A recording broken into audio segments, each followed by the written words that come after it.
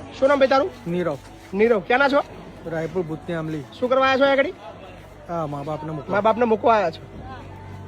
આ બા તમારો દીકરો છે? હા, મારો દીકરો છે ભાઈ. અચ્છા, કઈ ગયા તમારા ભાઈ? આજો કાકા હેડો. સો આ ભાઈ છે, સરસ મજાનું કામ કરવા આવ્યા છે અને મમ્મી પપ્પાને મૂકવા માટે આવ્યા છે. આજો કાકા. હું તો મૂકવા આવ્યો એટલે કઈ એવી રીતના નહીં મૂકવા આવ્યો. કેવી રીતે મૂકવા આવ્યા છો થોડું સમજાવજો મને. મને ફાવતું નથી, એમને પહોંચી નહીં વળતો. અચ્છા, પહોંચી નહીં વળતા. કઈ વાત નહીં. એ તમે એવી રીતે મૂકવા નહીં આવ્યા, સારી રીતે મૂકવા આવ્યા છો ને? ના, કઈ ધકેલી નહીં દીધા. ના ધકેલી નહીં દીધા, ખાલી એમને પ્રેમથી મૂકવા આવ્યા છો. વાહ, એ લોકો કહે છે બાકી.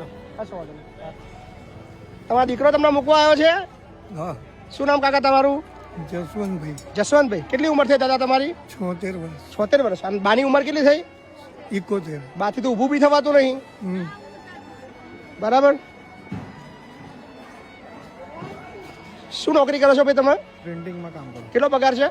10,500. 10,000. 10,000 પગાર તમને હું દઉં છું. અહીંયા આગળ મા બાપની સેવા કરજો. અમદાવાદમાં એટલે અહીંયા ફાવે એવું છે નહીં.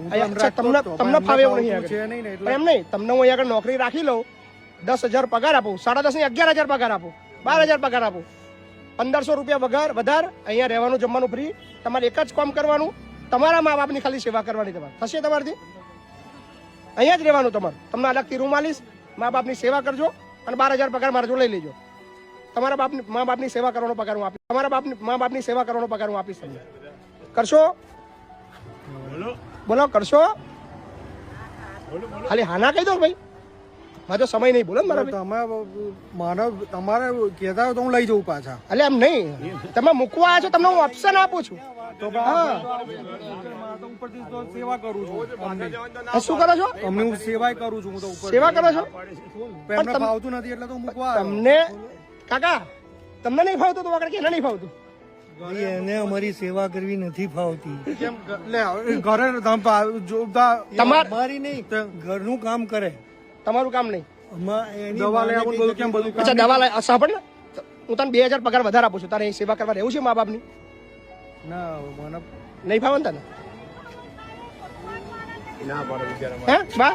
નહીં ફાવે, રહેશે તો નહીં ફાવે. કઈ કેમ ના ફાવે તમને? એવું કહેતા તો ના, તમને મેં કીધું પૈસા મોકલીશ. અચ્છા, પૈસા મોકલશો. ઓકે, સરસ. ભાઈ તમને પૈસા મોકલ, ચિંતા ના કરતા. તમારા પૈસા છે, તમારે મન ભરજો. પૈસા ના મોકલતો, ખબર પૈસા તું વાપરજે. પૈસા ના મોકલતો, મા બાપ ની તું ચિંતા ના કરતો. હા, અને ભવિષ્યમાં માજો કોન્ટેક્ટમાં રહેજે ને, કઈક તકલીફ આવે તો અહીં રહેવા આવજે. તારા માટે બી વૃદ્ધાશ્રમ તું નહીં આવું? તારા મા બાપ બી આવું જ વિચારતા હતા, તોય આયા છે. તું આવવાનો છું, ચિંતા મારે તમે આવું કહો છો પણ મારે મનમાં એવું કઈ નથી. એમની જાતે ખાલી એમ